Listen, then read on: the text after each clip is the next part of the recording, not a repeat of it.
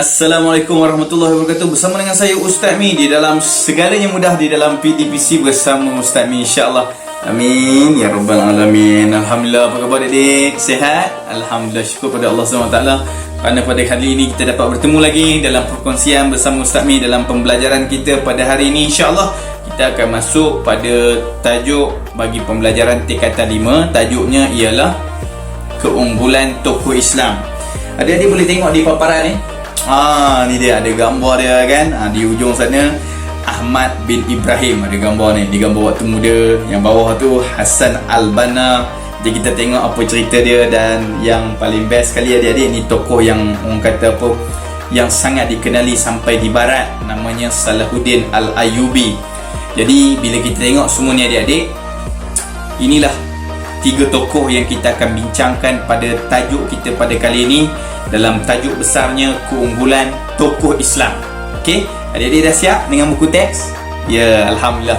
Maknanya adik-adik dah bersedia bersama Ustaz Mi untuk kita telusuri apakah isi kandungan pembelajaran kita pada kali ini. Okey, jadi boleh buka buku teks, muka surat 177 hingga 182. Inilah pembelajaran kita pada kali ini dalam tajuk keunggulan tokoh Islam, Pendidikan Islam tingkatan 5 KSSM, dalam buku teks muka surat 177 hingga 182. Okey adik-adik.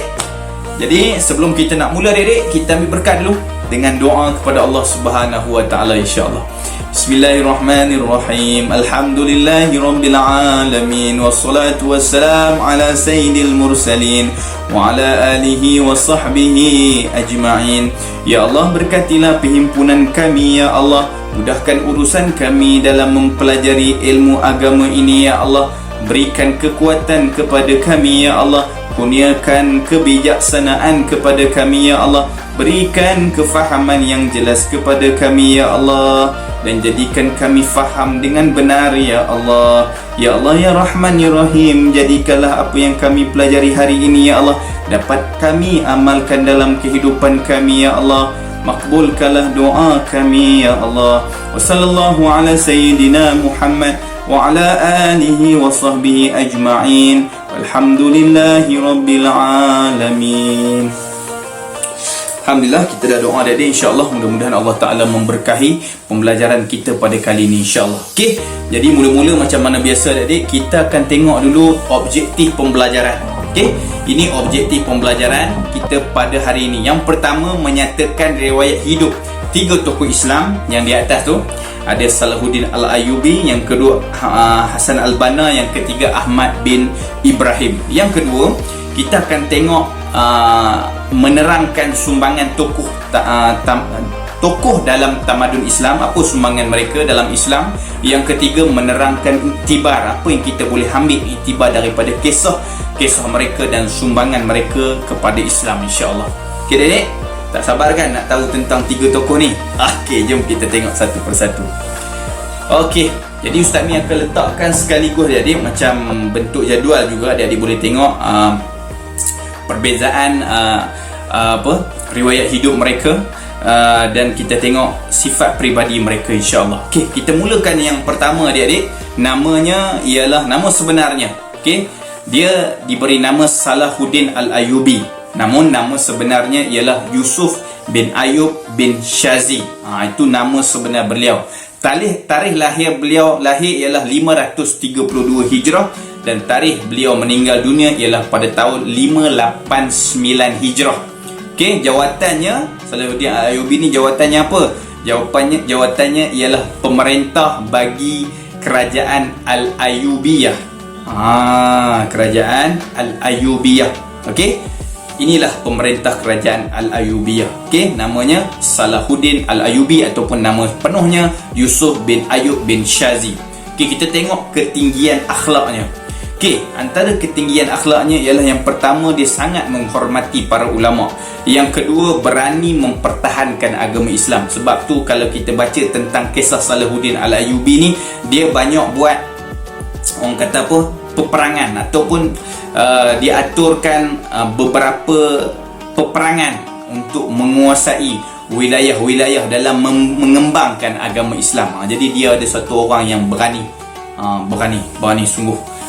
Sehingga kan apa, dia berjaya menakluk semula ataupun membebaskan Baitul Maqdis. Nanti kita tengok. Okey. Kemudian yang kedua, yang kedua berani mempertahankan agama. Yang ketiga dia boleh tengok prihatin terhadap kebajikan rakyat. Okey. Masa dia jadi pemerintah, okey, dia ada khaskan beberapa hari-hari tertentu yang dia sendiri akan baca aduan daripada rakyat dan orang akan mencatat aduan tersebut dan dia akan pastikan selesai masalah tu. Nampak tak betapa dia prihatin kepada rakyat. Tak silap Ustaz Mi pada hari Selasa dan Rabu dia ada hari dia bersama dengan rakyat, segala aduan dia yang baca sendiri, bukan melalui orang. Ni begitu prihatinnya Salahuddin Al-Ayyubi. Okey, kita tengok gurunya yang tersohor ialah Ali bin Al-Hasan bin Khubatillah bin Asakir Ad-Damsyiri. Ini antara gurunya yang tersohor. Okey, inilah wajah seorang tokoh yang besar dalam Islam yang sangat terkenal sampai ke barat. Kalau adik-adik baca kisah dia, ada satu info adik-adik, Ustaz Mi nak baca pada adik-adik dengar. Salahuddin Ayyubi berperang dengan tentera salib. Ni ada kisah dia. Dan menerima tentangan hebat daripada Kristian. Dan last sekali dia dapat membebaskan kota tu yang dipanggil kota Baitul Maqdis. Beliau dihormati oleh dunia barat sebagai seorang pahlawan yang hebat serta bermurah hati dan pemaaf. Terdapat banyak tulisan riwayat tentang beliau. Malah watak beliau turut diangkat dalam beberapa buah filem. Ada satu filem namanya Kingdom of Heaven, serta di dalam animasi bertajuk Salahuddin Al-Ayyubi. Adik-adik boleh cari. Okey, ni di antara info tentang Salahuddin Al-Ayyubi. Kita beralih kepada tokoh yang kedua, terkenal ni di Mesir. Namanya, orang panggil dia Hasan Al-Banna. Nama sebenar dia ataupun nama penuhnya Hasan bin Ahmad bin Abdul Rahman Muhammad Al-Banna. Ni wajahnya. Ni wajah sebenar ni. Bukan ilustrasi lagi dah. Wajah sebenar Hasan Al-Banna. Tarikh lahirnya 25 Syaban 1323 Hijrah, iaitu 14 Oktober 1906. Tarikh dia meninggal pada 1363 Hijrah ataupun 12 Februari 1949. Jawatan Mursyidul Am Ikhwanul Muslimin. Mursyidul Am Ikhwanul Muslimin. Adik-adik tahu tak Mursyidul Am Ikhwanul Muslimin ni apa? Adik-adik tahu tak? Okey, Ustaz Mi bagi tahu. Ikhwanul Muslimin ni kita boleh kata macam parti politik lah. Okey, dia ditubuhkan oleh Hasan Al-Banna, iaitu satu gerakan dakwah yang orang kata bergerak melalui satu parti, nak bagi dia mudah untuk bergerak. Okey, ditubuhkan satu parti ataupun satu gerakan Islam bernama Ikhwan Muslimin pada Mac tahun 1927. Ini bersama-sama dengan adik dan 5 orang sahabatnya bertujuan mengembalikan kegemilangan Islam dan melancarkan jihad. Pada 8 November 1998, kerajaan Mesir di bawah pimpinan Nukrashi Pasha daripada parti As-Safdi telah mengharamkan Ikhwan Muslimin atas tuduhan merancang serta pemberontakan untuk menjatuhkan kerajaan Mesir. Inilah sebahagian kisah tentang Ikhwan Muslimin, iaitu satu gerakan Islam. Gerakan Islam semasa gerakan Islam di Mesir di bawah pimpinan Hasan Al-Banna, tokoh yang kita sedang bincangkan sekarang. Okey, hebatnya dia ni. Allahu Akbar. Nak cerita panjang tu memang panjang adik-adik. Memang hebat tokoh kita ni. Dia bukan sekadar salah seorang orang kata peneraju Ikhwan Muslimin, malah dia juga seorang pendidik yang hebat. Dia ni dulu adalah seorang guru. Dia bekerja, dia sebagai seorang guru 19 tahun dia menjadi guru. Selepas itu dia sepenuh masa ditumpukan kepada Ikhwanul Muslimin. Okey, ini sedikit sebanyak tentang Hasan Al-Banna. Okey, tengok seterusnya, ketinggian akhlak, memuliakan orang-orang yang warak dan soleh. Yang kedua, gigih menggerakkan usaha dakwah. Yang ketiga, berlapang dada apabila terdapat perbezaan pandangan. Ni satu amalan orang-orang soleh. Dia muliakan orang, dia berasa diri dia orang kata apa? Allahu Akbar. Orang kata apa? Sangat merendah diri, orang panggil macam tu. Warak dan soleh. Gigih menggerakkan usaha dakwah. Dia tak kira dakwah ni kat mana-mana dia buat. Sampai kat kedai kopi dia buat. Ni cerita dia ni panjang. Sampai kat kedai kopi dia buat. Orang tengah sembang-sembang apa, kat tempat orang ramai-ramai tu dia boleh buat. Dia boleh dakwah di situ. Allahu Akbar. Hebatnya Hasan al-Banna. Okey. Kemudian yang ketiga, berlapang dada. Ya, maksudnya dia tak rasakan diri dia saja betul. Dengan apa-apa pendapat orang, dia boleh menerimanya. Tu maksudnya berlapang dada. Okey, guru yang tersohor, antara guru yang tersohor bagi Hasan al-Banna ni ialah Ahmad bin Abdul Rahman al-Banna, yang kedua Syekh Muhammad Zahran. Okey, kita pergi kepada tokoh seterusnya. Ini tokoh di Malaysia, iaitu Ahmad bin Ibrahim. Nama penuhnya ialah Ahmad bin Muhammad bin Ibrahim. Muhammad Ibrahim. Adik boleh tengok sini ya. Tarikh lahirnya 15 Mei 1916. Okey. Tak jauh dengan Hasan al-Banna, 1916. Lebih kurang 10 tahun je bezanya. Okey. Kemudian tarikh lahirnya, tarikh meninggalnya ialah 17 April 1999. Baru lagi. Okey. 1999, lebih kurang 10 tahun lepas. Okey. Kemudian jawatannya Profesor Emeritus Tan Sri Doktor. Okey. Kemudian kita tengok lagi pekerjaannya pensyarah kuliah undang-undang di Universiti Islam Antarabangsa Malaysia. Dia pensyarah. Dan yang kedua, hakim Mahkamah Rayuan dan Mahkamah Syariah. Okey, inilah dia Ahmad bin Ibrahim, lebih kepada pengamal undang-undang di Malaysia. Dan hebatnya jadi pada usia 80 tahun otak dia masih berjalan dengan baik. Boleh mengajar lagi, boleh lagi bagi pandangan dan orang boleh dengar. Ni hebatnya Ahmad bin Ibrahim. Okey, ketinggian akhlaknya, suka menyebarkan ilmu, sangat suka berkongsi ilmu. Dan yang kedua, menjaga etika keadilan ketika mengendalikan kes perbicaraan. Dia sangat disiplin. Dia ada disiplin, dia jaga etika keadilan dia. Okey, tahap pendidikan, boleh tengok tahap pendidikan di bawah ni. Yang pertama, Victoria Bridge School Singapura. Okey, maknanya dekat Singapura lah dia bermula. Kemudian Raffles Institution Singapura. Kemudian yang ketiga, University of Cambridge. Okey, inilah tahap pendidikan tokoh dalam undang-undang kita ni, Ahmad bin Ibrahim. Okey. Terus, okey, di sini ada spektrum ilmu. Tokoh kita yang dipanggil sebagai Hasan al-Banna. Allahu Akbar.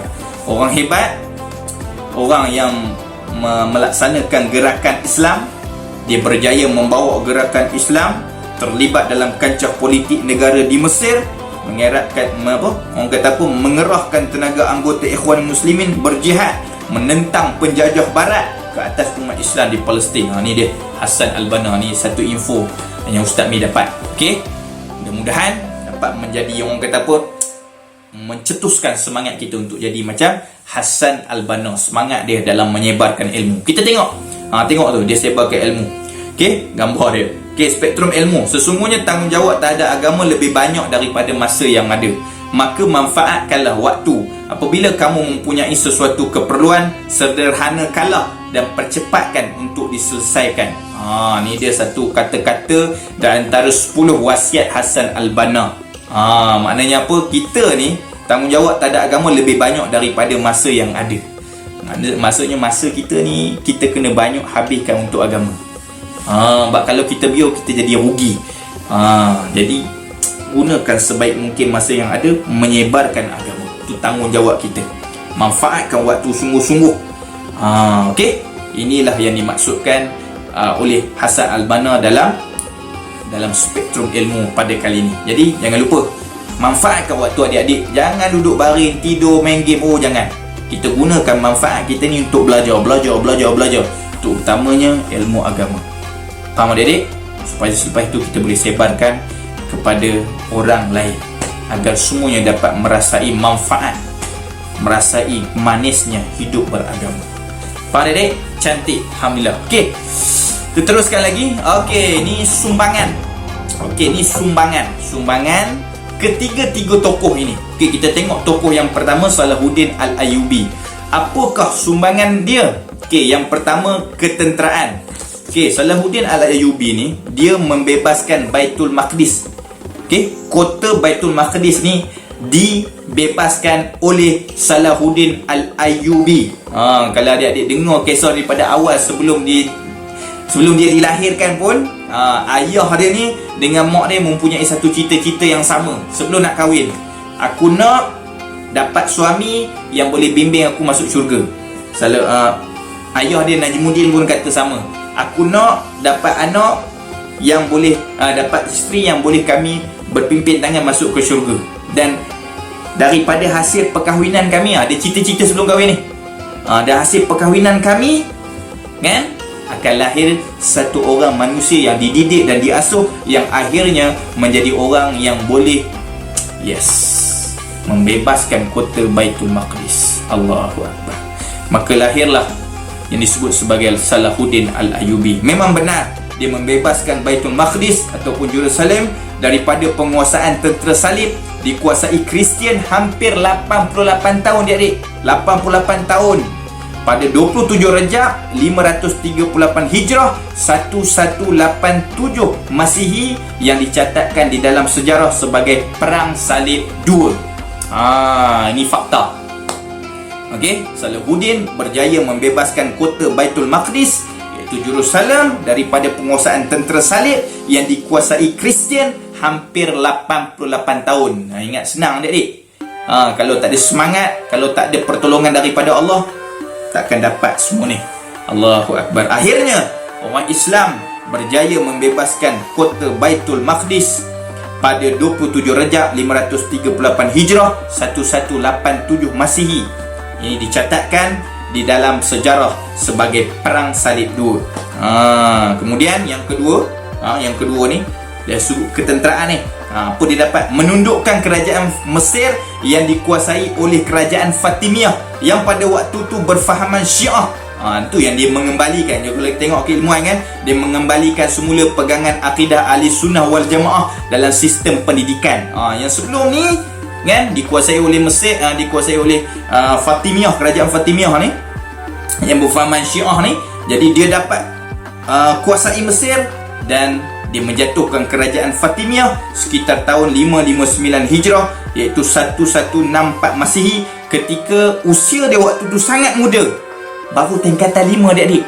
Baru tingkatan 5 dah dapat menguasai kerajaan Mesir yang pada waktu tu dikuasai oleh kerajaan Fatimiyah yang berfahaman Syiah pada waktu tu. Dia umur 17 tahun. Allahu Akbar. Kita 17 tahun kat mana adik-adik? Kita kena ada tanam cita-cita.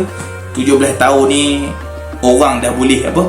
Kalau Salahuddin Ayyubi dah boleh apa, menggerakkan tentera Islam menguasai kerajaan Fatimiyah. Allahu Akbar. Dia dapat menyumbang banyak untuk agama. Itu yang kita kena buat adik-adik. Ya. Usia 17 tahun bersama dengan bapa saudaranya yang bernama Sirkuh yang dihantar oleh Sultan Nur ad-Din. Okey? Cantik adik-adik. Itu sedikit sebanyaklah. Okey. Yang kedua tadi, mengembalikan semula pegangan akidah Ahli Sunnah wal Jamaah dalam sistem pendidikan. Yang ketiga, pentadbiran. Mengubah semua sebuah dewan di istana. Dewan di istana diubah dengan menjadikan sebuah hospital yang dinamakan Al-Bimaristan Al-Atiq. Yang kedua, sebuah gedung ubatan disediakan bagi membolehkan ubat diagih mengikut grade. Ubat tu diagih mengikut grade.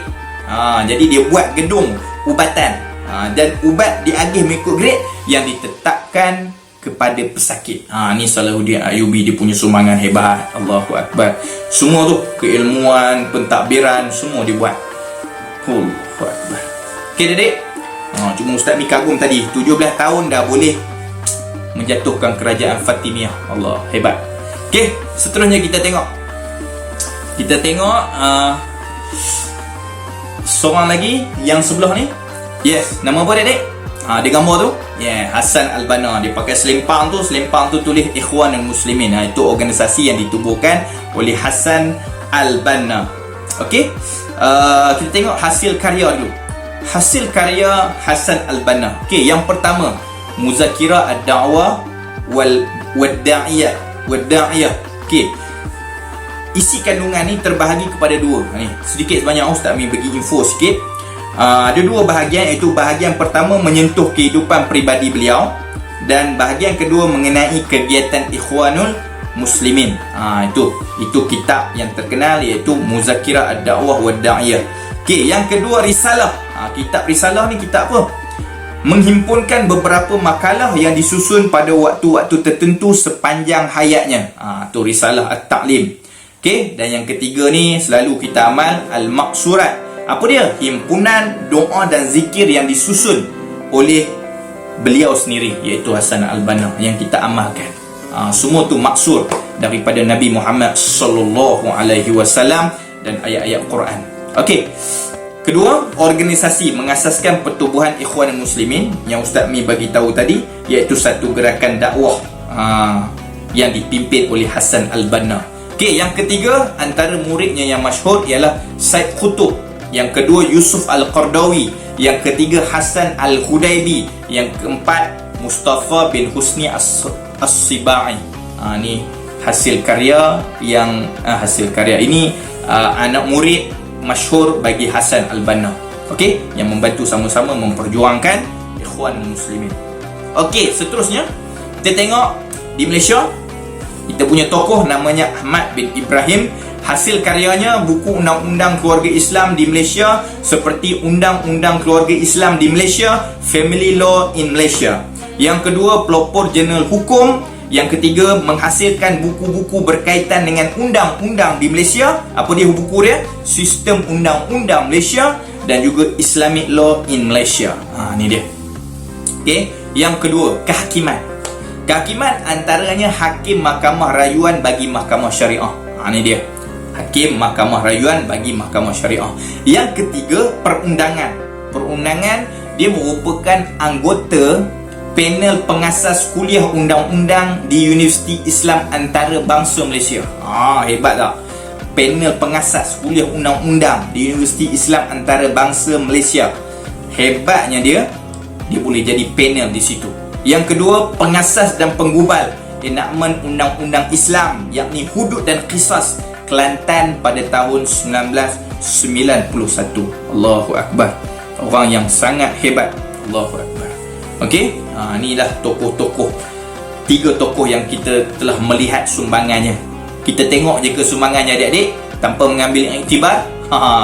Semuanya ada iktibar masing-masing, semuanya ada kepakaran masing-masing yang kita boleh serap masuk semangatnya untuk kita menjadi lebih baik pada masa-masa yang akan datang. Okey adik-adik, kita tengok yang terakhir.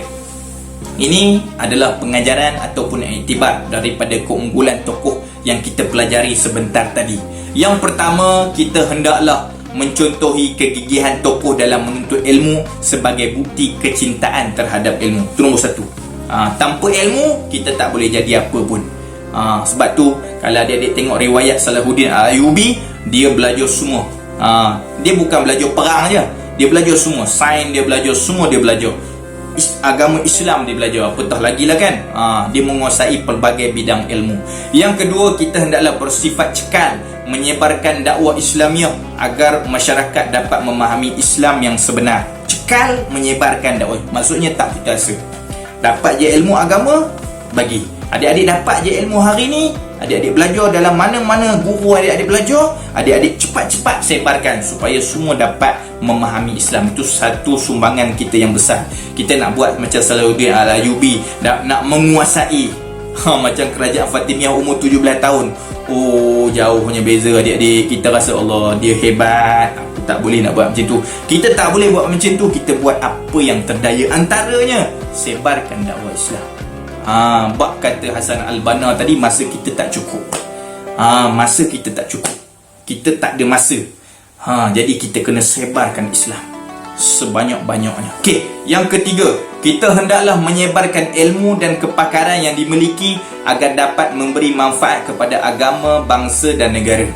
Okey, yang keempat, kita hendaklah berusaha untuk menjadi insan yang lebih berkualiti supaya dapat berbakti kepada masyarakat dan negara. Tanam azam, jadi orang yang dapat menyumbang. Okey, kalau kita tengok Salahuddin Ayyubi, dia menyumbang pada negara dia. Kalau kita tengok Hasan Al-Banna, dia menyumbang pada agama dia. Kalau kita melihat Ahmad Ibrahim, kita tengok tadi kan, dia menyumbang dari sudut perundangan, jadi hakim, panel penggubal dan sebagainya. Allah, semua ni ada sumbangan masing-masing. Jadi apa yang kita ada, kita sumbangkan untuk agama kita. Faham adik? Sebarkan. kepakaran yang kita ada. Yang keempat, kita hendaklah berusaha menjadi insan yang lebih berkualiti. Ini yang tadi, supaya dapat bakti kepada masyarakat negara. Yang kelima, Ustaz Mi silap. Yang kelima, kita hendaklah bekerjasama dalam pembangunan negara supaya negara dihormati di peringkat antarabangsa. Ini yang kita kena buat. Kita kena kembalikan macam mana umat-umat yang terdahulu, orang-orang hebat terdahulu seperti Salahuddin Al-Ayyubi. Macam mana sehingga barat pun respect dia. Allahu Akbar. Okay adik, sekadar itu dulu adik-adik perjumpaan kita pada kali ini. Mudah-mudahan bermanfaat. Adik-adik boleh ulang video ni supaya adik-adik dapat manfaat, dapat menguasai. Dan yang paling penting, adik-adik tengok di deskripsi di bawah, tekan link cepat-cepat dan jawab semua soalan yang Ustaz Mi sediakan khas untuk adik-adik. 25 soalan dan ulang-ulang supaya adik dapat 100%, supaya dapat betul-betul menguasai. Okay adik-adik, dan jangan lupa subscribe channel Ustaz Mi agar semua ini dapat diberkahi oleh Allah Subhanahu Wa Taala. Ustaz Mi menyampaikan dan adik-adik menyokong, insya-Allah keberkahan kepada kita semua insya-Allah dalam menyebarkan agama. Dan jangan lupa share adik-adik, biar pahala tu mengalir juga kepada adik-adik. Bukan sekadar Ustaz Mi, tapi adik-adik juga dapat pahala yang sama insya-Allah. Mandala alal khair, siapa yang menunjukkan kebaikan maka dia akan dapat pahala yang sama insya-Allah. Mudah-mudahan kita diberkahi Allah dan kita dapat berjumpa di syurga insya-Allah. Amin ya rabbal alamin. Terima kasih adik-adik, jumpa lagi. Assalamualaikum, jazakumullah khairan.